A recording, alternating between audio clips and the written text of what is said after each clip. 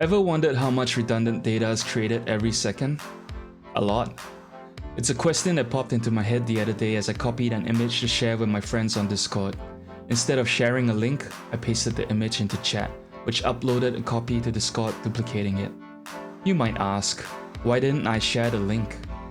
I didn't, so the image would appear in chat, and my friends could see it without switching apps.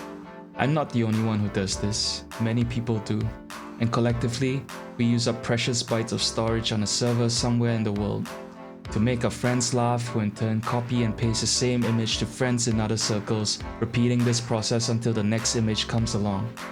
Each time a file is pasted on a different app or shared in different parts of the world, it's duplicated again in a regional server so it can be transferred faster.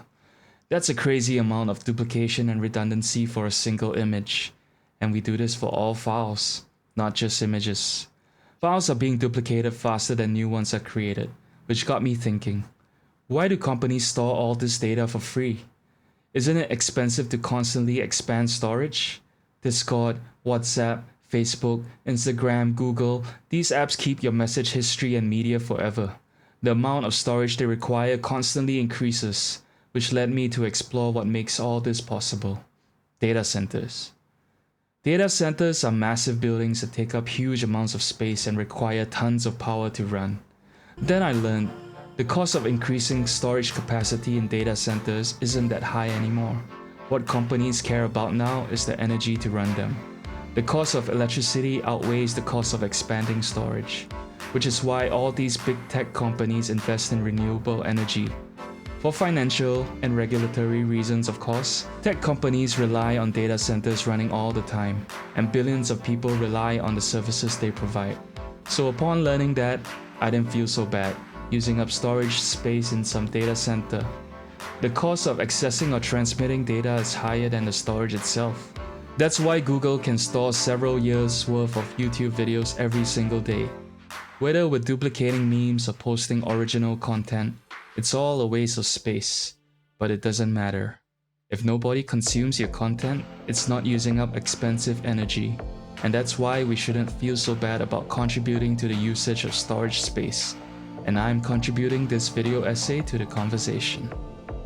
The words I write, the pictures I draw, the songs I record, I create content because the process is enjoyable.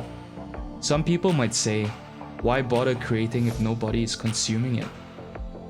Well, I don't create because I expect an audience. To me, that's a bonus. It's fun to think of things to share, it's fun to think of how to share those thoughts, and it's fun to turn those thoughts into something tangible. Another benefit of creating is that it's good practice.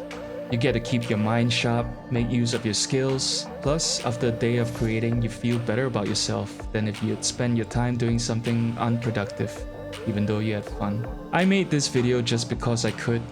I have some thoughts to share, a mic, a voice, working hands. I figured, why not? And if you're in the same situation, this is me encouraging you to create. This is a reminder for you to pick up that project you announced but left untouched for the past year. This is a sign to start on that idea you had 6 months ago. I know you've got some thoughts to share that you want to put out there. You don't have to make a video, although you can, as long as you're making the effort to say what you want to say. Start with something you're comfortable with. Pick up new skills if you have to. There's no such thing as a bad excuse to improve yourself. In the end, make things because you want to. Unless it's your job, but that's a different story. If you enjoy creating or feel like trying, go for it. Don't worry if it's rough, messy, or even trash like this video. It's all part of the process. I'm learning by doing this too. As long as you're putting something of yourself into it, it'll be worth it. Because in a world overflowing with redundant data, what you make still matters. Not because it changes the world, but because it matters to you. You care enough about it to share, and sometimes that's enough. Does this work? I'm gonna be looking at a screen because I haven't memorized my lines like a terrible video content creator.